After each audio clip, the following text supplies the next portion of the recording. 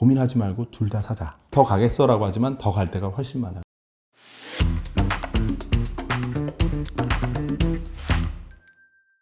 계속해서 듣다 보니까 이거 한국 기업이 너무나 좀 소외가 되는 거 아닌가 좀 그런 생각이 들기도 하거든요. 네. 자, 그럼에도 불구하고 물론 이제 뭐 미국이나 중국만큼은 네. 아니겠지만 그럼에도 이러한 트렌드를 잘 따라가고 있는 뭐 대표적인 한국 기업이 뭐가 있을까요? 저는 그냥 한국의 최우량주는 지금 저는 삼성전자는 잘 모르겠어요. 그러니까 제가 잘 모르기도 하거냐. 반도체 산업이 되게 어려운 산업이에요. 그러니까 외교, 국방 뭐 여러 가지 진짜 이제 미국이나 중국이나 반도체 산업은 목숨 걸고 어떻게 지켜내야 되는 산업이거든요. 그러니까 이게 불똥이 어디로 튈지 모르고 뭐 대만의 TSMC도 있고 이게 어떤 경쟁력이 있는지 저는 잘 모르겠습니다. 네. 근데 네이버가 잘 되는 건 저희 와이프도 알고 저희 아이도 알아요. 왜냐하면 네이버에서 더 많은 행동을 우린 하고 재작년에 안 하던 예약을 하고 네. 예약을 할 뿐만 아니라 미리 결제도 하고 재작년에 그렇게 물건을 네이버에서 많이 안 샀어요. 근데 점점 물건을 많이 사잖아요. 그렇죠. 더 많은 이 물건들이 올라오고 라이브로 그리고 이걸 재미있게 블로그와 연동이 되면서 물건이 판매된다 이거죠. 그래서 네이버가 사실은 쇼피파이스럽게 성장하는 모습을 저는 주목을 하고 있고 미국에서 아마존의 뒤쫓는 게 쇼피파이입니다. 네. 예, 아마존이 어떻게 보면은 빵빵 전진해서 앞단에서 막 포격을 한다고 하면 쇼피파이는 게릴라 부대. 그래서 은근슬쩍 이렇게 그 아마존을 포위하는 그런 어떻게 보면 소상공인들에게 좋은 툴을 제공해주는 그런 커머스 회사가 네. 쇼피파이인데 네. 지금 2등이에요. 예, 네, 그 맞아요. 거래 대금으로. 네. 근데 네이버가 그런 전략을 하고 있습니다. 그래서 한국판 아마존이 쿠팡이라고 생각하고 한국의 쇼피파이는 네이버라고 하면 고민하지 말고 둘 다 사자. 예, 쿠팡과 네이버 세트로 갖고 계시면은 안전하다고 봅니다. 왜냐? 전자상 거래는 더 커질 거예요. 예, 앞으로도 갈 길이 하고 많아요. 예, 말씀드린 것처럼 어딜 더 가겠어라고 하지만 더 갈 데가 훨씬 많아요. 아직도 쿠팡의 로켓 배송이 닿지 않는 곳이 많고 아직도 더 많은 제품들이 프라이빗 라벨링으로 직접 자기네들이 생산을 해서 판매를 할 수 있는 여지가 더 많고요. 대표적으로 신선 제품을 말씀드리는 거고 그렇죠. 마켓 관리도 잘하고 네네네. 있지만 네. 예, 그래서 이것도 3년 4년 전에 중국에서 최대 해산물 유통업체가 알리바바가 된 거예요. 근데 심지어 그거를 그 킹크랩이나 이런 것들을 쪄가지고 집에 배달까지 해줘요, 아마존이. 그리고 그 킹크랩 한번 배달 오면 10만 원이 넘잖아요. 그렇죠. 매출이 엄청나게 찍히고 그래서 캐나다 앞바다에 있는 그 킹크랩 어장이 막 10년치 통으로 계약되고 그거를 살려는 알리바바 담당자가 제가 아는 후배였는데 중국에. 근데 네. 뭐 요즘은 뭐 하냐 그랬더니 캐나다 쪽에 와서 이제 헬리콥터 타고 다니면서 네. 이제 킹크랩이나 이런 갑각류들 네. 이제 싹쓸이 하고 있다. 그리고 돌아가는 길에 뭐 비행기 하나 맞추고 갑니다. 보잉 비행기 맞춰서 이제 신선 배송이 돼야 되니까 이걸 비행기에 맞추는 거예요. 네네. 그래서 앞으로 쿠팡이나 네이버가 어디로 더 갈 수 있냐?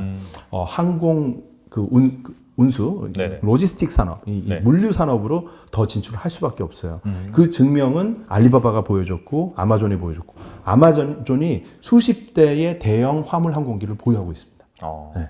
선박도 갖고 있어요. 네네. 네. 그러니까 하늘과 어떤 바다의 이 물류까지 네이버나 아마존이 쿠팡이 진출할 수 있다라고 보면 앞으로 갈 길이 더 많은 거죠. 알겠습니다. 근데 이게 깜짝 질문인데 네. 네이버 하면 사실 또 생각나는 기업이 있잖아요. 네. 카카오가 있어요. 카카오. 네.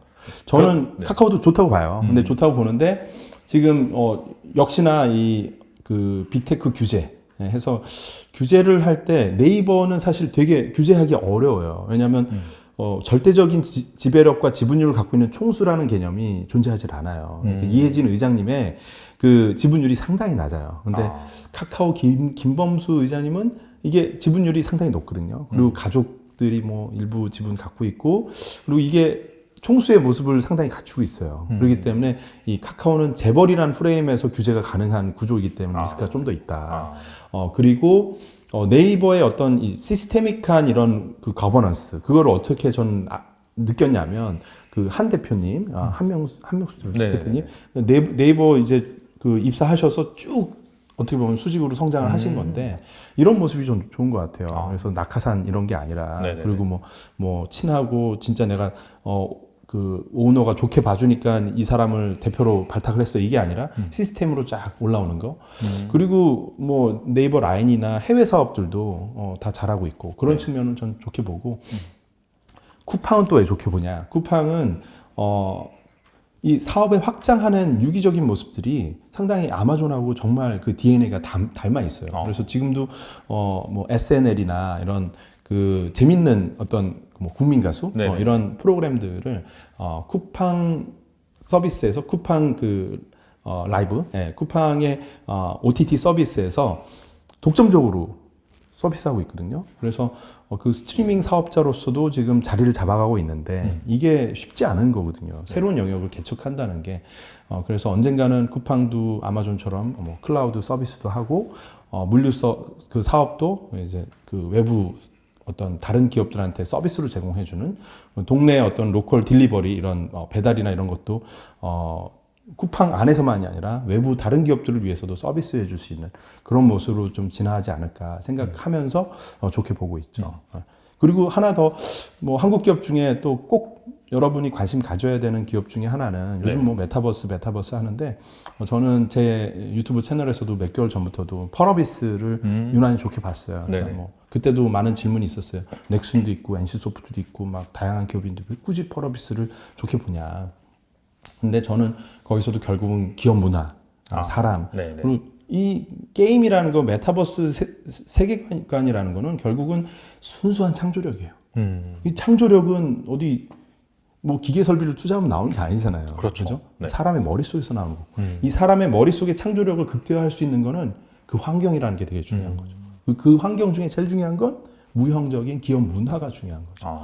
그러면 이 기업 문화를 이해할 수 있으려면 의장님, 그러니까 창업자의 마인드를 느껴보는 게 중요하고 제가 몇 년 동안 3년, 4년 이 의장님이 하는 말과 행동 이게 어떻게 일치가 되는가를 봤더니 정말 개발자를 위한 환경 그리고 개발을 잘해서 세계적인 품질 정말 몰입도가 극강으로 될 수 있는 정말 좋은 프로덕트 좋은 게임을 만들자 이거에 정말 집중이 돼 있더라고요. 수익을 내고 뭐 하려면 사실 뽑기형 확률 어떤 뽑기로 가고 그래서 사실은 펄어비스 말고 다른 대형 게임사들은 저는 어떻게 봤냐면 거의 이건 도박 업체다.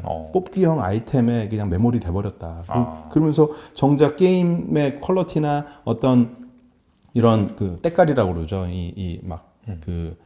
그래픽이나 이런 수준들이 글로벌 수준에서 너무 이게 형편없다. 이런 생각을 했었는데 이번에 펄어비스 저는 그래서 이제 과거부터 좋게 봤는데 이번에 돋갭이라는 게임 예고편이 나왔는데 정말 사람들을 놀라게 했어요. 그러니까 되게 캐주얼하고 귀염귀염한 캐릭터들이 돌아다니면서도 정말 과감하게 위와 아래와 이 높이도 막 점프도 하고 점프해서 또 하늘에서 뛰어다니면서 내려와서 스케이트보드 타고 막 다양한 아이템을 쓰고 근데 이 그래픽도 너무 예쁜데 뒷단에 이루어지는 이 그 BGM이라고 하죠. 음악은 또 K-팝스러운 이런 여러 가지가 모든 게 한국적이면서도 세계적인 그리고 어른들도 하면서 아이들도 할 수 있을 만한 이런 새로운 형태의 어떤 그 게임이 나왔단 말이죠. 그러니까 이거는 순수한 창조성이고 이런 순수한 창조성은 어떤 뭐 1000명을 몰아넣고 막 너네 이런 목표를 향해 달려가라고 막 푸시를 해봐야 나오는 게 아니다. 이거는 그 사람들 자체가 그렇게 믿는 방향으로 본인들의 행복한 상황에서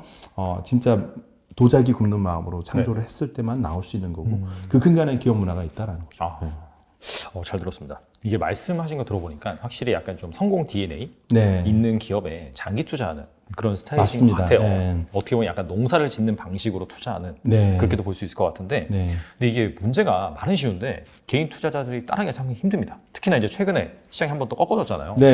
그래서 이렇게 그런 상황에서 사실 공포에도 매수를 해야 되는 거고 맞습니다. 계속 버텨야 되는 건데 이런 투자 방식을 어떻게 하면 개인들이 잘할 수 있을까요? 어떤 마인드를 가지고 있어야 될까요? 개인 투자자들만 힘든 게 아니에요. 기관도 어렵고 다 힘든데 근본은 뭐냐면 마음속에 있어요. 욕심. 내 욕심 때문에 힘든 거예요. 절대로 마이너스 손실 한 번도 안 보는 투자는 그걸 하려면요 그냥 현금을 갖고 계시면 되죠. 손실은 날 수밖에 없어요. 왜냐하면 시장은 흔들리니까. 파도가 치니까 서핑을 할 수 있는 거예요. 파도가 안 치면 서핑이 재미가 없겠죠. 서핑이 안 되잖아요. 명언이네요. 이거. 서핑을 하려면 파도가 쳐야 돼요. 서핑을 잘하려면 큰 파도를 탈 수 있어야 돼요. 큰 공포를 이겨낼 수 있어야지 여러분이 훌륭한 투자를 할 수 있는 거예요. 근데 많은 분들이 사냥하고 농사를 헷갈려 해요. 사냥은 트레이더예요. 네네. 여러분이 트레이더가 될 것이냐, 투자자, 장기 투자자가 될 것이냐 선택을 해야 돼요. 워렌 버핏이 트레이더 아니죠. 아니죠. 네, 조지 소로스는 트레이더에 가까운 헤지펀드예요. 네. 한 해도 투자하고 네. 뭐 한 달, 두 달 사이에 막 몇 배를 벌어요. 조지 소로스는. 네. 다른 거예요. 네. 다른 종족이에요. 그냥 프로토스, 테라 이런 것처럼 종족이 달라요. 네, 이걸 헷갈리면 안 돼요. 근데 세상의 대부분의 경제 관련된 어떤 경제 뉴스의 헤드라인은 트레이더를 위한 뉴스예요. 네. 금리, 환율, 유가 아무리 공부한다 한들 맞출 수 없어요. 저 못 맞춰요. 네네. 저 완전 전문가 아니에요. 네. 이런 거 공부를 한다 한들 맞출 수 없는 거는 과감하게 저는 안 보기로 했어요. 이게 제 얘기가 아니라 워렌 버핏이 지난 20년 넘게 똑같이 계속 얘기했던 거예요. 자기는 매크로를 안 본다. 뭘 본다? 기업의 성장을 본다. 어떻게? 장기로. 네. 그분은 10년을 보죠. 네네. 10년을 보고 코카콜라도 하고 10년을 보고 애플을 투자하는데 네, 저는 그렇게는 할 수 없으니까 2년, 3년을 얘기를 해요. 최소 2, 3년. 그거는 복잡하지 않아요. 여러분 친구가 돈 꿔달래요. 치킨집 하려고. 그래 나 치킨집 너 해라 하고 돈을 빌려주거나 투자를 해줬어요. 친구한테. 그러면은 치킨집을 열자마자 2달 있다가 야 돈 갚아 이렇게 하면 나쁜 친구 아니겠어요. 적어도 1년을 기다려야 되죠. 자리 잡는데 1년도 좀 부족해요. 그죠? 그렇죠. 한 2년, 3년은 지나야 그 동네에서 저 구석에 골목에 저기 치킨집, 저 통닭집이 참 사장님이 친절하고 좋더라라는 게 각인되는데 한 3년 걸리죠. 네. 그런데 왜 우리 주식 투자할 때는 투자할 당시에는 뭐 일론 머스크의 부푼 꿈을 믿고 투자할 당시에는 뭐 이 회사의 대표이사가 하는 말을 다 믿고 투자를 해놓고 매도를 할 때는 어때 하냐면 테이퍼링이냐 금리가 오르네 유가가 이런데 물가가 이렇게 치솟는데 정말 제가 볼 때는 이게 다 파트너십이고 비즈니스의 부분을 소유한다고 하면 그 창업자한테 미안하지도 않냐 이거죠. 그 회사한테 구글한테 미안하지 않아요. 3개월 만에 2달 만에 주가 빠졌다고 홀랑 팔아버리면 그거는 그 구글 사람들하고 나와의 관계가 이걸 관계라고 생각하면 말이죠. 네. 이걸 통닭집이라고 생각하면 내 친구라고 생각하면 네네. 미안하지 않냐 이거죠. 인간적으로 접근하시면 오히려 더 편해요. 네. 네. 그래서 저는 오히려 대부분의 매일매일 벌어지는 금융시장에 대한 뉴스는 신호가 아니라 소음이다. 신호는 어디에 있냐? 경제뉴스 뒷장 넘기면 산업, 기업 나와요. 그죠? 네. 그럼 산업 보면은 요즘에 이커머스가 이렇게 간다더라. 네. 홈쇼핑은 어려워지고 이커머스의 라이브 커머스가 홈쇼핑을 대체하는 게 방향이더라. 구석에 나와요. 이건 왜냐하면 헤드라인이 될 수가 없어요. 일반인들한테 이목을 끌지 못해. 맞아요. 네. 근데 구석에 있는 산업 동향이 훨씬 시그널에 가까워요. 왜냐하면 이 변화가 나중에 3개월, 6개월, 1년 지나서 실적으로 숫자로 찍히거든요. 어디에 네이버 쿠팡에 찍히겠죠. 네. 그리고 기업들이 새로운 비즈니스 한다고 그러잖아요. 뭐 말씀드렸듯이 뭐 쿠팡이 이 스트리밍 비즈니스를 하기 시작했는데 뭐 그리고 아마존이 MMORPG 게임을 출시를 했는데 첫날부터 70만 명이 막 보더라. 그 게임을 하더라. 네네. 그래서 서버가 터졌다. 네네. 그 잘 안 된다. 너무 흥행해서. 네네. 좋은 거잖아요. 그죠? 금리 때문에 막 떨어졌어요. 아마존의 MMORPG 게임이 대박이 났어요. 저한테는 매수 시그널이. 그래서 결과적으로 공포를 매수한 것처럼 보이지만 저는 사실은 시장에 공포든 흥분이든 아예 별로 크게 관심 안 가지려고 해요. 뭐 사람이니까 관심은 갖긴 갖는데 최대한 거리를 두려고 하죠. 나는 야생에서 막 돌아다니는 누구를 사냥하는 사람이 아니라 나는 농사를 짓는 사람이야. 농사 짓는 사람은 내일 비가 올지 못 맞춰요. 어떤 종자가 좋은 종자인지는 알 수 있어요. 농부가 이게 콩인지 이게 쌀인지 모르면은 그 농부하면 안 되죠. 어떤 종자가 병충해에 가고 어떤 종자가 확률적으로 봤을 때 미래에 좋은 어떤 열매를 맺을지는 종자를 분석하는 거를 더 심혈을 기울여야 되는 거예요.